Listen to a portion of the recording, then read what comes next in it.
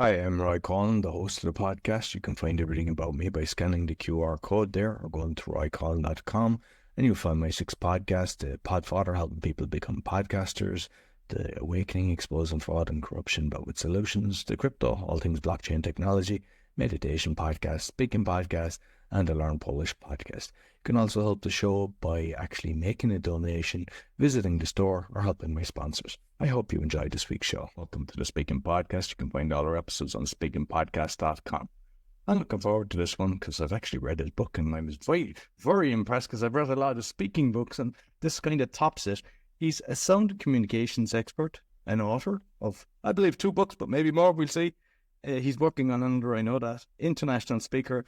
Now, 5 times TED and 11 times TEDx speaker, viewed over 150 million times, which is mighty impressive. Please welcome Julian Treasure.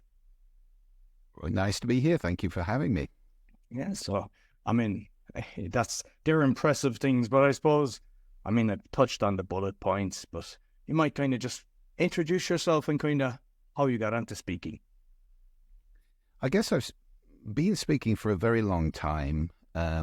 I ran a business. I was an entrepreneur and started a business back in 1988, contract publishing business in the UK, producing lovely customer magazines for brands. And, through doing that, there's a lot of pitching. So that was the start of it, I suppose, standing up in front of people and pitching a room to win business for my agency. Then I became the chair of a thing called the Association of Publishing Agencies, which involved a lot of standing on stages and talking about the industry. So this was all kind of relatively amateur, but, as you know, and as I'm sure others of your guests have said, in the public speaking game, there is no substitute for experience. It's like riding a bike. The first time you do it, it's scary. You may fall off. But after you've ridden it 100 times, it's just riding a bike and you're almost not thinking about it. Well, it's not quite that way with public speaking, but I certainly had a lot of experience of that thing of standing up in front of people with everybody looking at you and needing to put across points in a cogent and persuasive fashion.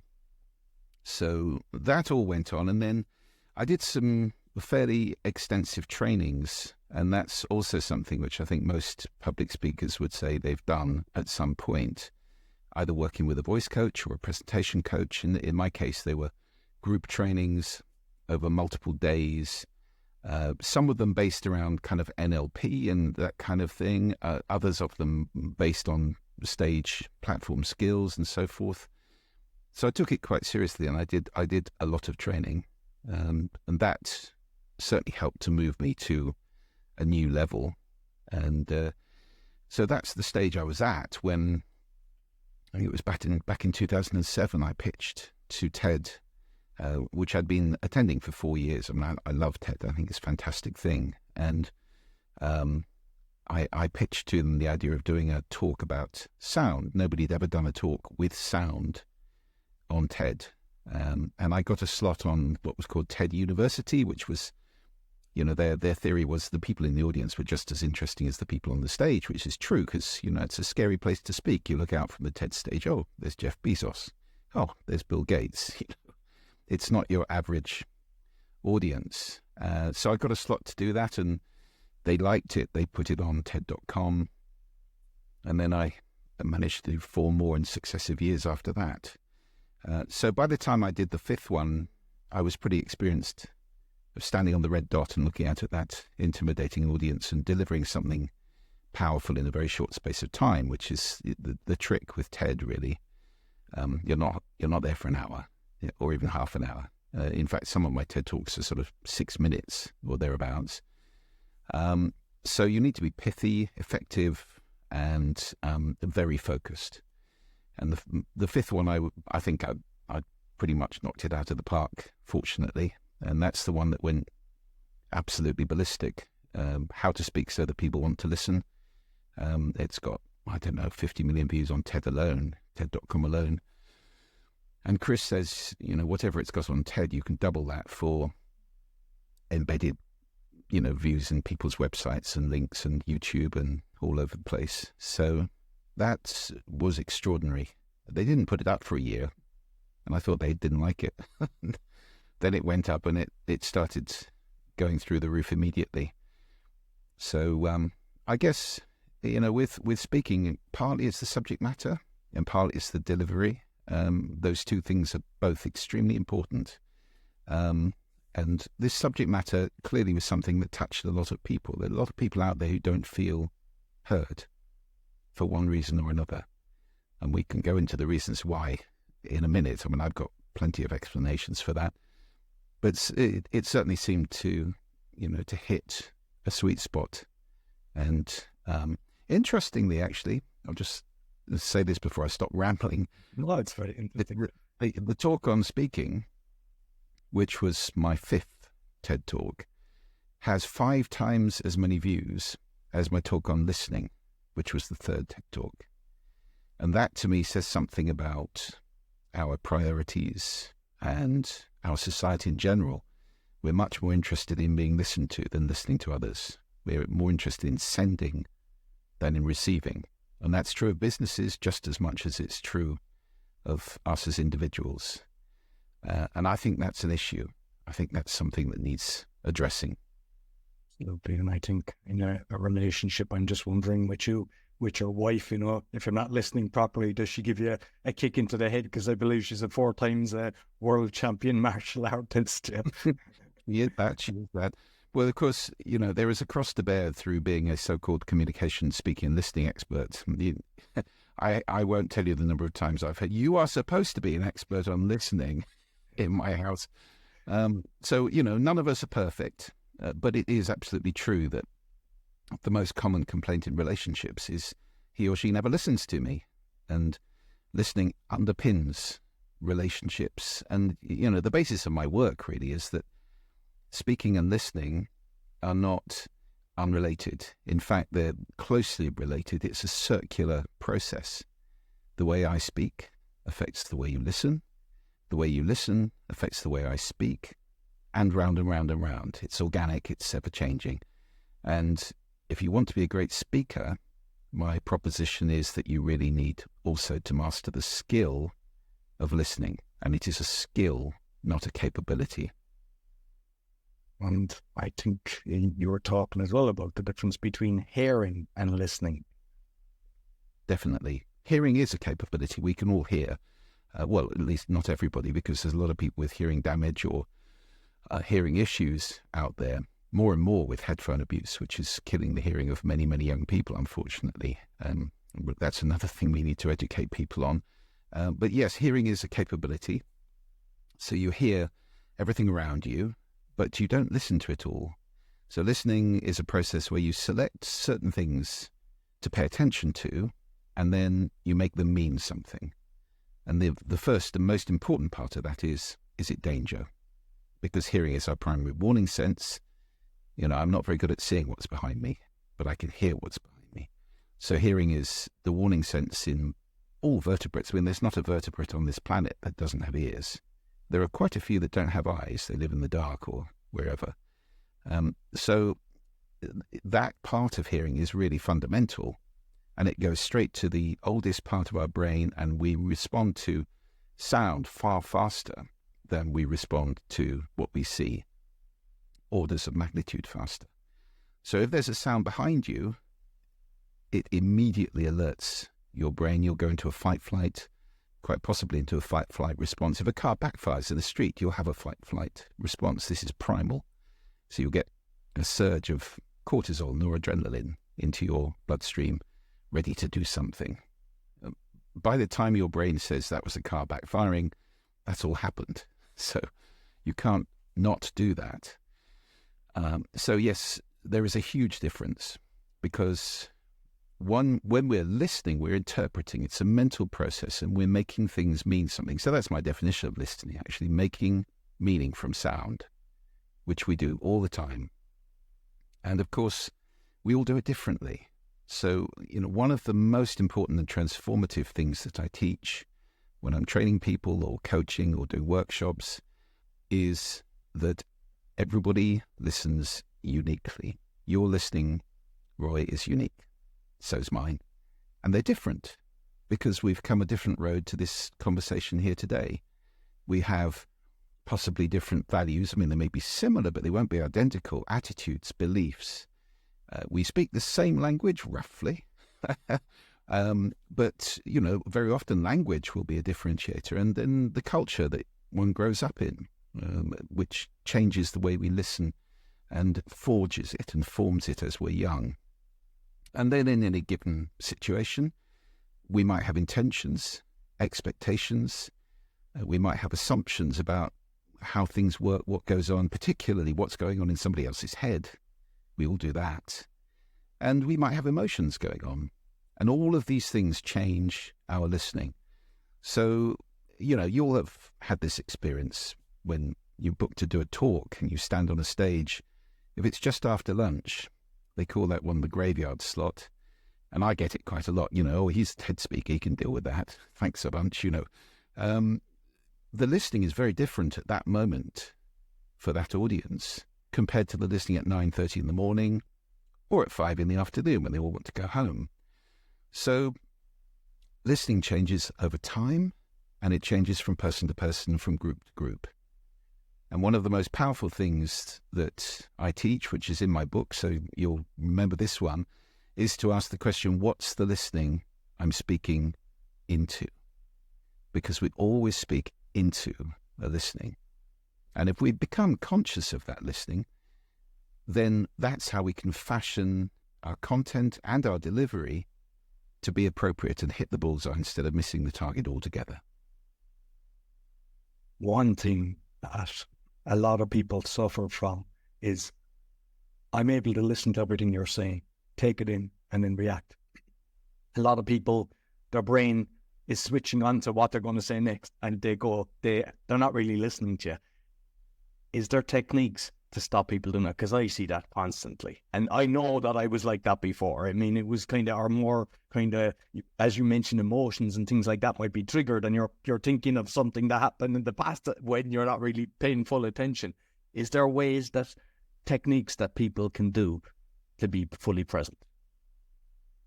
Well, yes. The first and most important thing is to be conscious that when you're listening, you're doing something. It's work, and it's a skill that you're exercising. So it does take effort. If you're not putting any effort in, you're not really listening. And then you're into that thing of perhaps listening to the voice in your head, or wondering what you're going to have for lunch, or whatever it might be. It is work. Now, like any kind of skill, you go through stages in the mastery of this. There's the 4 stages, aren't there, of mastering anything. When you go from unconscious incompetence, you don't even know that you don't know it, to conscious incompetence. Oh, there's a thing. So I've now, everybody listening to this, you're now in conscious incompetence. If you're not a master listener already, you now know there's a thing that perhaps you need to master in order to transform your happiness, effectiveness, and well-being, your outcomes in life, because listening is that powerful. So then you practice it and you go into conscious competence. So the great example of this is driving, isn't it? You don't, when you're a child, you don't even know you don't know how to drive. And then you become a teenager and you don't know and you really want to. And then when you become consciously competent, your hands are gripping the steering wheel and your pulse rate is up and you're really focused on it. Well, of course, you then move into unconscious competence when, as we're all driving around now, the last thing we're thinking about is driving, what your foot's doing, what your hand's doing, and so forth. You're thinking about everything else. It's that unconscious. So moving through those stages with speaking takes practice, and with listening takes practice. And listening is just as much of a skill as speaking is. So it might be a bit like hard work to begin with. Really put everything down. Pay attention to the other person. Don't interrupt. And rather than doing that thing that you were just talking about, which I call speech writing, when I'm composing my next brilliant bit of monologue while that noise in front of me is going on, as you speaking, I don't do that. And there's a kind of spiritual aspect to this, which is to trust that when it comes to my turn, I'll say the right thing. It'll come out. because my brain is processing everything that you're saying. My subconscious is dealing with it. And I can simply listen. And then when it's appropriate, when there's a pause, then I trust myself to say the right thing. I don't have to write it like a speech writer or an author and remember it. Now, that's not always doable. If somebody rabbits on for half an hour, then, maybe there are things that you wanted to say and you have to remember them. And it may be polite to interrupt somebody, to say that's really interesting. May I just make a point at this moment? So that you have to create the dance between two people and do that respectfully. But the joy of listening, Scott Peck, I quoted in my book, and I quote him in all my talks. He said, you cannot truly listen to another person and do anything else at the same time. And that, I think, is absolutely true. Now, everybody listening to this, when's the last time you truly, truly listened to another person? Because we're all wrapped up in multitasking. There's always something in our hand. No, I am listening to you. Tap, tap, tap, tap, tap. No, you're sending a text. That's not listening. That's doing something else. So we do a great deal of partial listening, faux listening, doing other things at the same time. And it's a great gift, actually, that we can all give to our nearest and dearest and our friends and colleagues at work, to put everything down and really listen. And you might get the response, what are you doing? Because people are not used to having that going on. We're so used now to talking to the back of somebody's head or the side of their head while they're doing something else. And by the way, just a corollary of this, if you are struggling to be heard and you want to be heard and people aren't listening, I'm a great believer in agreements. And that is to say, Roy, I've got something really important that I'd like to say. Can I have 5 minutes of your undivided attention? Is now good? No? When would be good for you? 4? Perfect. We'll talk at 4, 5 minutes. Now, once we've agreed that, you've made a contract with me.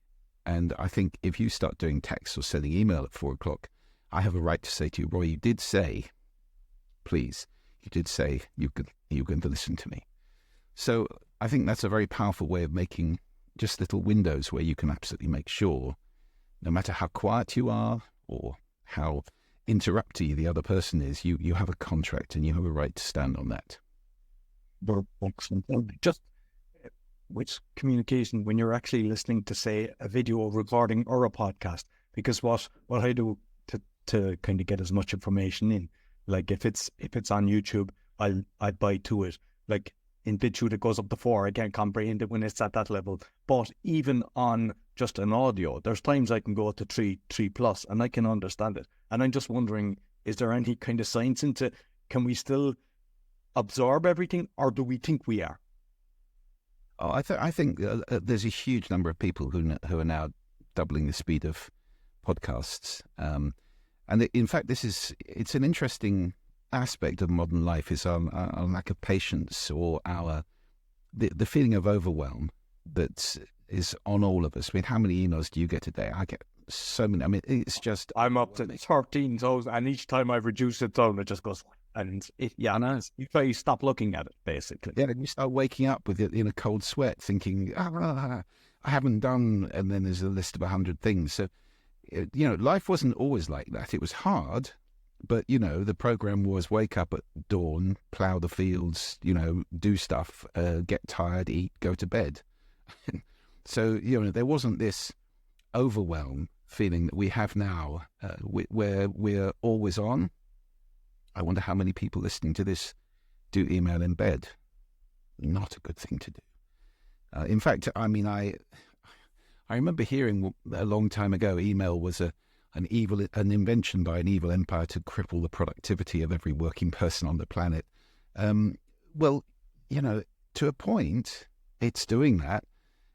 You could summarize the job description of many millions of people in 2 words: answer email. That's what a huge number of people just do all day, reactively. And I think it's very important with text-based communication to keep it in its place.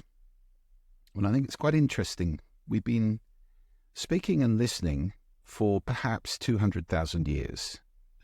Complex language, certainly 100,000, but, estimates vary. Could be as long as 200,000. We invented writing, we being humanity, invented writing only 5,000 years ago. So it's incredibly recent, actually, in terms of human history. Writing hasn't existed for the vast majority of human history.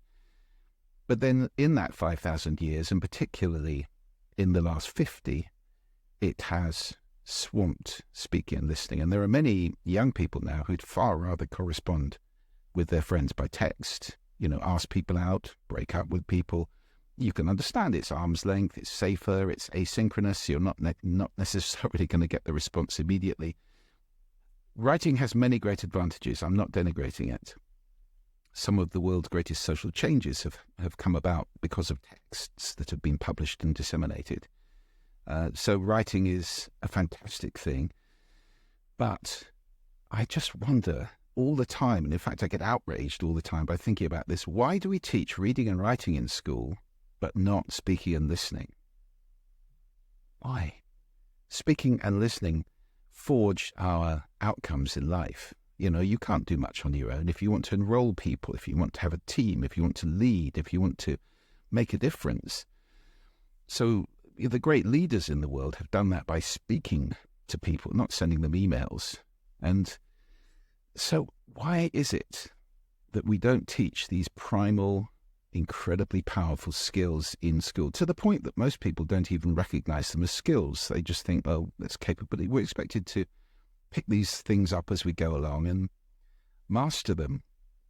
And I'm afraid the vast majority of people haven't even scratched the surface of mastering what their voice can do, how to create persuasive content, how to deliver it in a masterful and persuasive way to each audience, or how to listen to people. And that makes such a difference. Absolutely. I think with the power of being able to speak, there's also the opposite side of the spectrum. And there was one thing that you wrote and I thought it was interesting, is a speech that the founder of a company, a jewelry company, had made. You might touch on it and the same with Bono as well, you might touch on them things, because I think they're important, because sometimes, people look up to people and they don't realize how important the skill set is. Yeah, definitely. Well, that was Gerald Ratner, of course, who he now travels the world talking about how to avoid this kind of thing. It was an Institute of Directors meeting in the Royal Albert Hall back in the 80s, and he stood up and attempted to make a humorous speech. So Ratner's was the jeweler of record for the UK. It was on every high street. If you wanted an engagement ring, you'd go down to Ratner's and buy it. It was hugely successful and quite budget. So he went on stage and said, people ask me why our earrings don't last as long as, are so cheap. That's right. He said, people ask me, why is our jewelry so cheap? He said, it's because it's crap. And he said, our earrings won't last as long as a Marks and Spencer's prawn sandwich. So there was a laugh, a sort of slightly uncomfortable laugh, because this is the CEO of a company having a go at his own products. But there were reporters present, and the next day the red tops, the popular tabloids in the UK, smeared it all over their front pages. And people do not like being taken for mugs. They do not like being treated as idiots. So he was basically saying, you're all idiots for buying stuff from Ratner's. There was a massive backlash, and the share price of the company fell to, virtually nothing. He had to resign. They had to refinance, and they relaunched the company with a completely new name. The business was, never the same again. So a few words misplaced can have the most dramatic and positive or negative effects on any business. And that's a case study which has, it terrified CEOs all over the world ever since, really, because you're walking on eggshells a lot of the time with media people who are always looking for the dirt or the outrage, or, there's a world of outrage addiction out there now. We're all addicted to outrage because of something else I talk about in the book. One of the biggest hurdles in effective communication is the desire to be right. And the easiest way to be right is make somebody else wrong. So there's this outrage. Somebody must be to blame. Who's to blame? Let's find somebody in, internet, social media pylons or trolling, or all that stuff is about being right and making somebody else wrong. And with that out there, you have got to be pretty careful now that you don't make a mistake like that and make some sort of huge error that's going to reverberate around the world and wreck your life, your business, your reputation, because reputation is so important now. So yeah, that's one side of it. And you said, Bono, do you mean about the teleprompter? Yeah, because even touching on that, we could go with, if we look at some of the politicians, the ones that speak from the heart tend to resonate a lot better as opposed to the ones that are just reading. And I don't know, people still seem to be cheering them, but they're just reading. Yeah. Well, I'm not a great fan of reading writing, because I think writing is writing.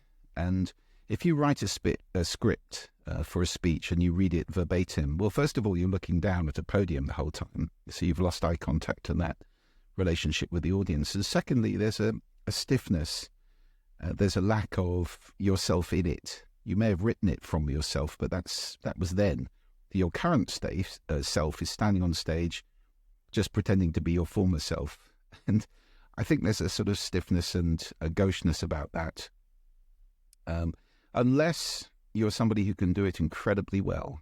And yes, there are politicians and other public speakers who've learned how to read from notes. Not Boris Johnson, who, carries a sheaf of mangled up paper on stage with him and leafs through it trying to find the next page. No, professionally, if you're standing and reading and you know it well enough to look up, you can do that. Teleprompters or auto cues, they can be very effective if you know how to do them. And the story I told in the book was of being at TED when Bono spoke, and you can see his TED talk on TED.com. It's a very good talk. Every word of that was read from a teleprompter, which was on a huge screen right at the back of the auditorium, behind the whole audience. But I was sitting quite near the front, and he walked off down a spur in the stage, so I had to turn around, look backwards to see him, and then I could see him reading from the screen. Now, he did it so well that I think anybody who watches that on TED.com wouldn't know that he's reading from an auto cue, from a teleprompter. If you can do it that well, good luck to you. Personally, I'm very much in favour of having cue cards or some aid memoir with you, so you know what your flow is, but you're actually in the moment and talking with the audience and being present, fully present, and generating it in real time. So I think it's a more visceral and connected experience for the audience if you're doing it that way than if you're reading pre-prepared words verbatim. And with all the TED and TEDx speeches that you've done, you mentioned your fifth TED was the most successful. Had you different ways of preparing it, and did you kind of improve? What would you because there's a lot of people they're offering courses to people who get on TEDx and everything, and some people worry that they'll forget the words and things like that. Your own process, what was your own process and how it developed over the years when you were doing so many speeches? Well, I'm a big believer in rehearsal, as any professional speaker would confirm. It's fundamental. When I'm training people on public speaking, or in the book or on my course, I talk about PPD. And it's exactly the same process as that an Olympic athlete would adopt. P, practice. So that's practicing the skill, getting good at the thing. And the thing here is public speaking. So as I said right at the beginning, if you want to become confident and powerful as a public speaker, do it. Just do it. Start with one person, start with 5 people, Go to Toastmasters. I mean, they have a chapter in almost every city or town on the planet, where you can go and speak in front of people who give you feedback and who have the intention of helping you to improve. And that's a positive audience. It doesn't have to be open mic at a comedy club where you get ripped off and heckled. So you can find, form a buddy group, a group of friends who every Wednesday we go around somebody's house and we all deliver a 3-minute talk and give honest feedback. Recording yourself, watching yourself back. It's the most core thing to do. I mean, it's so easy now with phones. Set a phone up, give the talk, and you will watch it back and go, oh my goodness, I never knew I did that. So all of those things, practicing the skill is absolutely fundamental. And then rehearsing the actual talk that you're going to give. Write it, by all means. Start out with it written, and then I would distill it down to bullet points. And once you've really learned it, hopefully it's something you know about anyway. You're not making something up that you've never met before. So it should be coming from your heart, coming from your passion. And once you've got the bullet points, just keep doing it. I mean, I think with my first TED Talk, my daughter, Alice, who was, I think, probably 8 or 9 at the time, she knew it backwards, just as I did, because she was my audience. So I would sit her on the sofa. We're going to do this again with a TV screen behind me, pretending to be the big screen, with slides, which I like to use. Not everybody does. And I did it over and over and over again, to the point where I really knew it. I don't mean I'd learned every word. I mean, I knew what I was doing. I knew what was coming next. And that meant when I went on the stage in front of that scary audience, I could jazz with it. And that, to me, is the joy of public speaking. It's like jazz. It's improvised, but everybody knows what they're doing and where it's going. It's not a mess.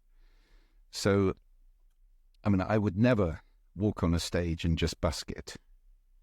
That's not my skill. I'm sure there are comedy geniuses who can. Did I write this in the book about Robin Williams? I remember I was at TED once, and things broke. There was a BBC simulcast they'd set up, and the technology broke, and nothing could happen. And there was a guy 3 down from me in the audience who started shouting. I was thinking, typical, but I mean, American, sorry, shouting and making a fuss. And he stood up, and what he was shouting was actually very funny. And it turned out it was Robin Williams, who then went down on stage and did a 10-minute, completely improvised, absolutely brilliant talk.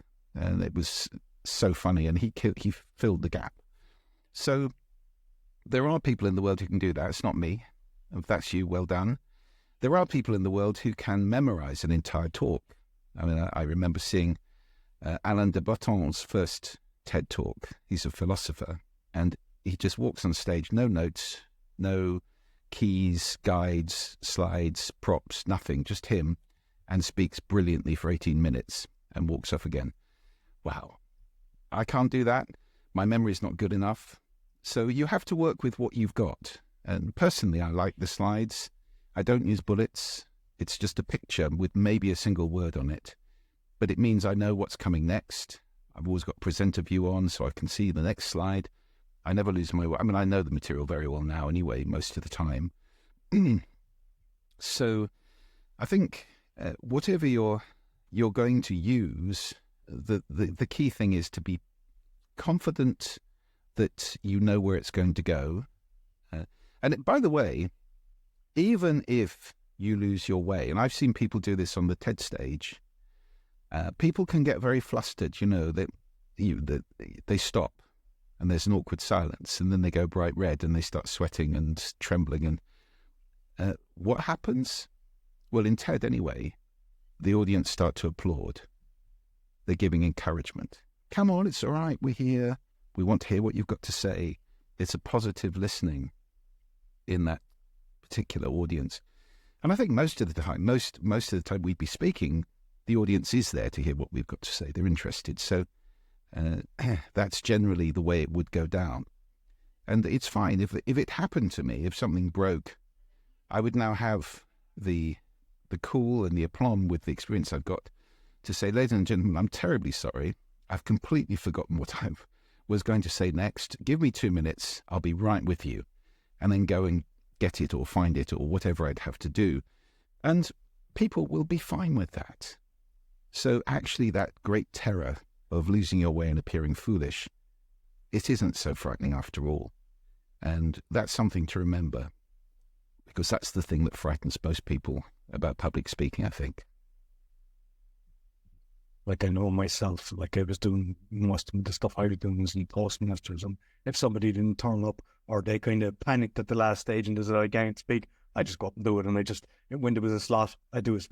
And I mean, at the start, I was preparing a lot, but then it was a case of, yeah, I can wing this. And I was, I formed my own club and I was speaking a lot and everything. And one day I got called out and they said, listen, you're doing great speeches, but we know you can do better because you're not really preparing. We know that you're just making it on the spot. And I kind of took it to heart and I said, okay, next one, all right, I will prepare. And they told me that the next speech was my best speech that I've ever done. And then I was speaking at Mind Valley at an event not long after that, kind of the next speech, it was about 6 months later, and I made sure that I really prepared and I wasn't nervous, right? Which I always had a bit of jitters, and it kind of told me, stop winging it, really prepare. And it just makes it so much better. Because, I mean, when you do record, then you can repurpose it and use it again for something else. But when you're winging it, it's not so that you have as much material that you can be taken from it. Yes, and it's also respectful of other people's, you're taking up their time. They're sitting there paying you attention. They're giving you, they're listening. And I think it behooves us, when somebody's being that generous, to give them something back. I mean, one of the great secrets of public speaking is it's not about you. And you can tell when it's about the speaker. When they're there, they're looking to get self-aggrandizement. They're looking for approval and love and respect and all that kind of stuff. It's ego-based, and it is transparent. You can tell when somebody's after that. What it's about is the gift that you're giving to the audience, and whatever that gift is, it needs to have some value to them. So, one of the great questions that editors always ask trainee journalists when they're starting is, so what? So what? Why would this matter to the person reading it? It's just the same when you're speaking. So what? Why? If I'm sitting in that audience, why would this be important to me? Is this moving me from where I start to a different place 20 minutes or an hour later or whatever it may be? And what is that place? What's the journey I've been on? Have I learned something? Have I been informed, entertained, impassioned, inspired? There's always a journey that you take people on. Otherwise, it's pointless, What are you doing there if you're not giving them something? Because I know that you were involved with Toastmasters as well, but I don't know, was it from the book or a TEDx speech or something like that? But I think it's some of it with kind of the judging and the competition. They kind of, a TEDx or not a TEDx, a Toastmaster speaker that has just only done that training, as opposed to, I mean, I've been to a few events, seen different types of training, and I mean, obviously you made it a profession, and you consciously decided you wanted to get the experience that you've done with people kind of that are deciding, hey, I want to actually become a professional speaker. Could you give some of the information that kind of different tuitions would be giving? Because a lot of the times people, they only know Toastmasters. Oh, totally. I have a lot of respect for Toastmasters, and I think it's a very important organization. I've never done their training.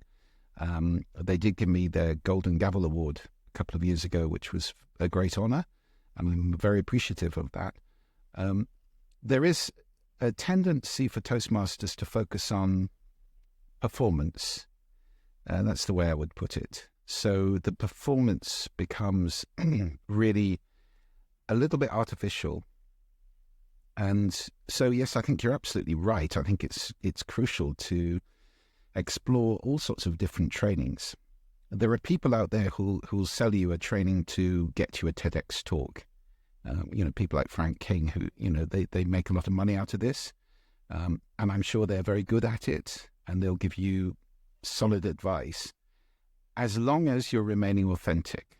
I talk in the book, and indeed in the TED Talk, I gave this acronym HAIL, the 4 foundations of powerful speaking. Honesty, so being clear and straight in what you say, actually believing it. Authenticity, which is being yourself, and that's crucial. I've seen people who are not naturally speakers be coached to be very other than they really are on the TED stage or in other places. And again, there's a kind of feeling of, it's a bit uncomfortable. This person's acting, pretending it's not who they really are. We don't all have to be dynamic and impactful speakers. We can be quiet and quite reserved. I mean, look at Susan Cain's talk. She's an introvert. She spoke about being an introvert, and she does it in an introverted way. So she doesn't stride on stage and dominate the audience and be loud and demonstrative and gesticulate and so forth. It's not who she is. So I think authenticity is really important. The I of HAIL is integrity, which is to say, being your word. If you say it, you do it, you follow through. And the L, perhaps surprisingly, is love. And that comes back to giving the gift. It's wishing the audience well and seeking to serve them and give them something of value. I think wishing people well is very important. It's the foundation of most religions, if not all religions. The golden rule, loving kindness in Buddhism and agape in Christianity, doing unto others as you would have them do unto you, and so forth. That is the foundation of being a great speaker. Trying to manipulate people, impress them, sell them something.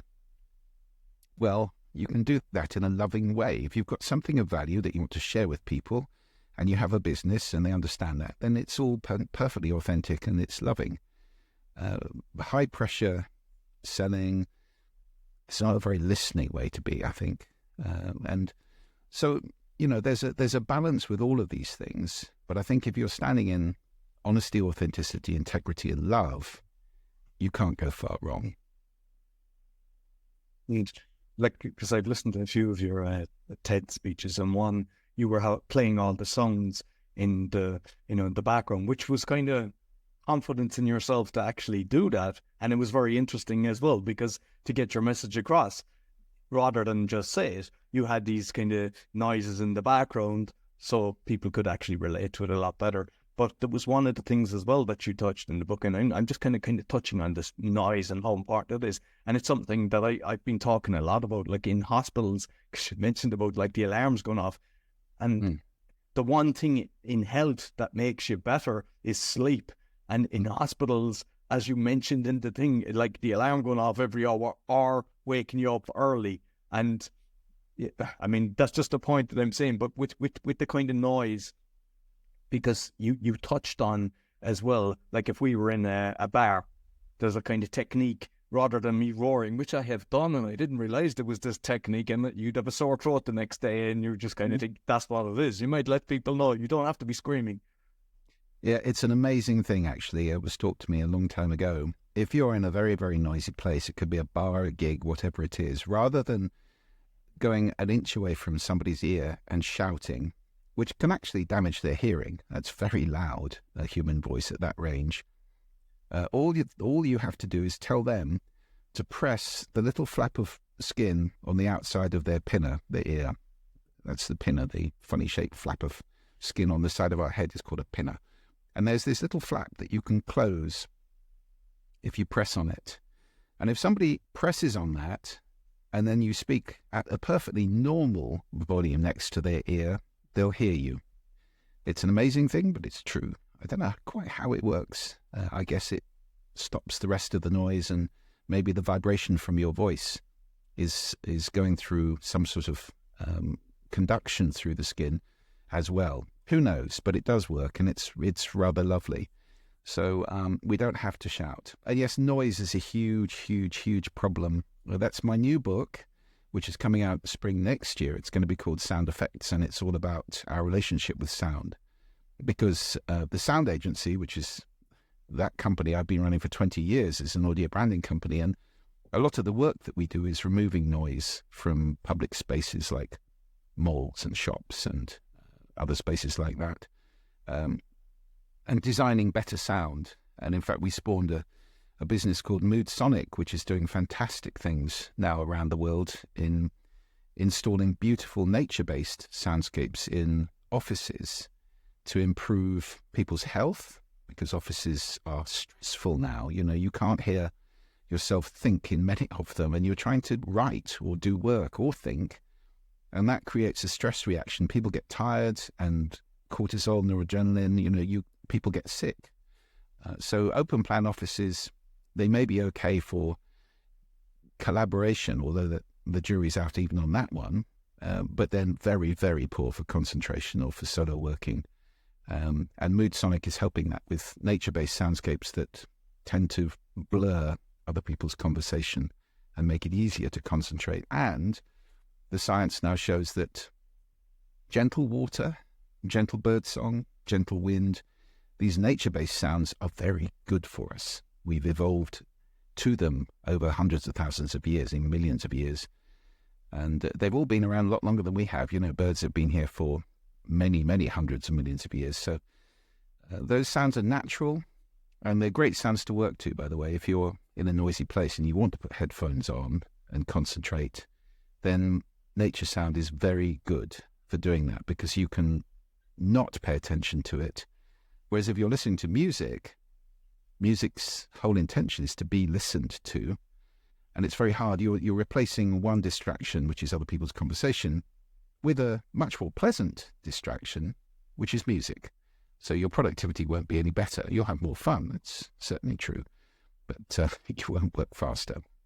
And I'm just curious, because recently I heard that like the sound coming from a Bluetooth speaker ain't as good, not quality wise, no, but for, I don't know, the frequency and the health benefits, as opposed to timber speakers with the vibrations and everything. And yeah, I was kind of, Never heard that one. Yeah. What, because it's coming from plastic or something like that? Possibly, or the one area, I'm not sure, but I heard that like the wooden speakers with the vibrations is a lot healthier for us. Well, that's an interesting one. I'll have to investigate that. I mean, and there's a lot of debate around sound generally. And I think I wrote in my previous book, Sound Business, more about sound in the scientific sense. And, for example, the whole thing of concert A is 440 hertz, whereas a lot of people would say, no, adjust that because it's not one of the natural harmonics. And the natural harmonic scale is something which exists in the universe generally. Absolutely true. So the well-tempered scale is a little bit artificial. Well, we've now got keyboards that you can put into any mode that you like, any scale that you like, including the natural harmonic scale. So there are all sorts of bits of music being made by people in those scales. I can't tell that they make me feel better, but hey, it's like that ADSR thing, great, or binaural beats. There's all sorts of the stuff here which is not really proven, but if it works for you, great. I just would say with binaural beats, don't expect to become a Buddhist monk in half an hour, because that really isn't going to happen. You may find it feels better, in which case, excellent. It's up to you. I mean, there are some lovely purveyors of sound. I mean, I would recommend to anybody listening to this, mynoise.net. I have no financial interest in that at all, but Stéphane Pigeon, who runs it, is a lovely man, and it's a beautiful site if you want to have some background sound just in your home through your computer, and it does all sorts of wonderful things. So that's worth checking out. And you could listen to that kind of stuff on headphones and work very, very well indeed. So, I have no doubt there's a lot we're going to discover about sound, just in the same way that most of the medicines that we have now were derived from herbal origins, and the people who were using those for centuries got burned at the stake or murdered for being witches or whatever. And now we realize, oh, actually, there are chemicals in those things that do achieve these outcomes, and we put them into pills. So now they're mainstream medicine. I think it's very likely that we will discover that sound does have effects on our bodies. I mean, we're 70% water or something like that, and sound conducts very well through water. Every part of us is vibrating all the time, from the atoms, even the subatomic particles, to the molecules and cells that make up our body. It's all vibrating. So vibration is life, really, in the universe. No vibration, that's nothingness, that's death. And so I would be surprised if external vibrations don't have an effect on our vibrations in some way, shape or form. And that's a whole area that science hasn't really explored in full yet. And I'm sure we will discover that there are healthy sounds and unhealthy sounds. And I also expect that a lot of the sounds that we make these days are not very good for us. So I think it's very important to start listening and, taking responsibility, curating the sound around you in your home. Go into every room, close your eyes, and ask yourself, is this the most healthy and productive sound I could have in this room? And that's an important investigation for everybody. And there are something like 8 million people in Europe whose sleep is being wrecked night after night by traffic noise that's way above the World Health Organization recommended maximum. So noise is just behind air pollution as a killer in the world now. And it's depriving millions of people of life or life expectancy, because we now know that noise is associated with heart attack, stroke, and all sorts of other illnesses, not to mention, emotional and psychological damage. So noise is a big problem. Sadly, not a political problem. You don't get many politicians going, vote for me, I'll make it quieter. Doesn't happen. Just on the binaural beats, I was learning languages with that, and I was able to retain it a lot better, but unfortunately they didn't have different levels. So it was I reached the peak, so I wish they had that more advanced levels to see how I could improve. But so I know for me, that it worked. And you mentioned your book, you said spring of next year. Did you mean this year? No, it's not coming out until spring 25. Oh, okay. We're working on the final draft through to April, and then it's off to the publishers, and that's how long it takes to get a book out these days. So spring 25, it'll be out. Okay. And just finally, because I believe that your audio, I don't know, was it of the How to Be Heard book, but one of your books was done very well. You might just touch on that. Yes, well, that was lovely, actually. How to Be Heard. We recorded the audiobook version of that. I mean, I did it myself, and we recorded it in a tiny studio just up the hill here in Kirkwall in Orkney, which is normally full of people with barons and fiddles. But we decked it out for a voice. And I was in there for a couple of weeks. And so we recorded it in a very cottage industry way. And it won both of the world's two leading audiobook awards for Best Business Book of its year, the SOVAS Award and the Audi, which was thrilling, actually. I mean, that was really nice to know. So it's certainly been a popular audiobook. And yes, I think that, a lot of what we've talked about today is in that book. So it's available at, all the usual outlets. And of course, if people want to pop by, if it's business sound, then the sound agency does that. And if it's speaking and listening or personal sound, then I'm at juliantreasure.com, and there's some free stuff on there. And I'd be delighted to hear from anybody.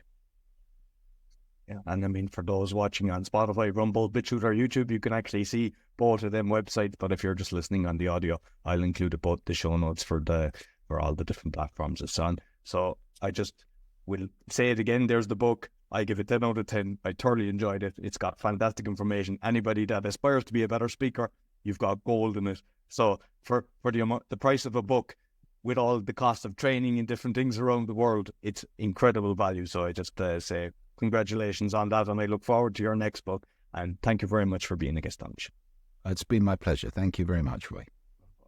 That's all for the Speaking Podcast. You'll find all our episodes on speakingpodcast.com. Until next week, take care. So I hope you enjoyed this week's episode. As mentioned at the start, you can find my 6 podcasts on roycoughlan.com or scan the QR code if you're looking to start a podcast or do a podcasting tour, help with that. Also, if you're looking for a virtual assistant, we also have that service. And you can help the show by visiting the store, supporting our sponsors, or making a donation. Until next week, take care.